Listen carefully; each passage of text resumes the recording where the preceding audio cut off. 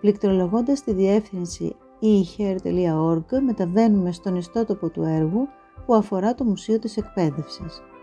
Στην αρχική σελίδα παρουσιάζονται οι εφαρμογές που αναπτύχθηκαν στο πλαίσιο του έργου. Στο μενού του ιστότοπου, ο επισκέπτης ή επισκέπτρια μπορεί να περιηγηθεί σε επιμέρους ιστοσελίδες που αφορούν α. το περιεχόμενο της ψηφιοποιημένης αρχαιακής συλλογής του Διδασκαλίου Κρήτης 1901-1936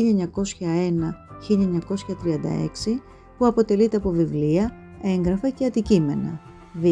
Τις εφαρμογές AR/VR και την εφαρμογή εκπαιδευτικής δραστηριότητας συντήρησης ψηφιοποιημένου υλικού.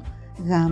Τις επιστημονικές δημοσιεύσεις που πραγματοποιήθηκαν για την ανάδειξη των αποτελεσμάτων του έργου, καθώς επίσης και τα βίντεο προβολής των δράσεων.